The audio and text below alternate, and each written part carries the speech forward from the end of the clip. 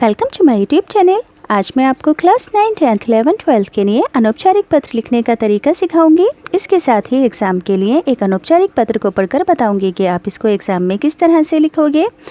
पर सबसे पहले सभी बच्चे इसका स्क्रीनशॉट ले लेंगे ताकि आपको लिखने में आसानी रहे और PDF की ज़रूरत ना पड़े। तो बच्चों, अनौपचारिक पत्र वो सभी पत्र होते हैं जो कि हम अपने सगे रिश्तेदारों, संबंधियों, भाई बहनों और दोस्तों को लिखते हैं। तो ऐसे पत्रों को अनौपचारिक पत्र कहते हैं। तो एग्ज़ाम में आपसे कहा जाएगा कि मित्र को कार दुर्घटना में उनके पिता की मृत्यु पर संवेदना पत्र लिखो, यानी कि अपने मित्र को उनके पिता की कार दुर्घटना में मौत होने पर दिलासा देते हुए पत्र लिखना है।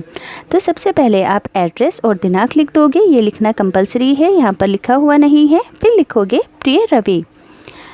एक बात और ध्यान रखोगे कि आपको ये जो जितनी भी लाइन्स है, देखो आपको दिख रहा है सभी लाइन एक ही सीक्वेंस में इस तरह से जा रही हैं, एक के बाद एक, ऐसे ऐसे ऐसे। ऐसा तो नहीं है, कुछ ऐसे पैराग्राफ हैं, कुछ ऐसे। तो आपको ये बिल्कुल गलत तरीका है। आपको हर लाइन को एक ही सीक्वेंस के अंदर लिखना है। यही आपका फॉर्मेट है लिखने का, अनौपचारिक या औपचारिक दोनों ही पत्रों को। तो एड्रेस और दिनांक लिखने के बाद लिखोगे प्रिय रवि, कल ये समाचार सुनकर कि तुम्हारे पूज्य पिताजी का कार दुर्घटना में निधन हो गया है, हृदय यानी कि दिल को असीम वेदना हुई, बहुत तकलीफ हुई। मुझे तो इस समाचार पर विश्वास ही नहीं हुआ। पिछले मास ही तो मुझे उनके दर्शन करने का अवसर मिला था। वे पूर्णतः स्वस्थ प्रतीत होते थे, यानी कि वे देखने में बिल्कुल स्वस्थ लगते थे। मुझे तो वे अपना पुत्र ही मानते थे।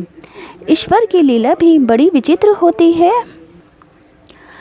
ईश्वर की आज्ञा के सामने हमें अपना सर झुकाना ही पड़ता है। मित्र, मैं जानता हूँ कि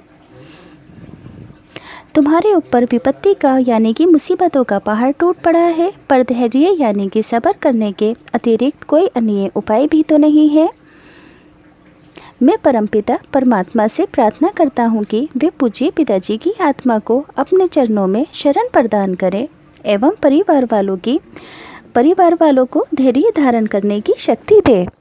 तुम्हारे दुख में दुखी रवि। तो मैंने आपको ये पूरा ही पढ़कर बता दिया है कि आप किस तरह से लिखा जाएगा एग्ज़ाम के अंदर।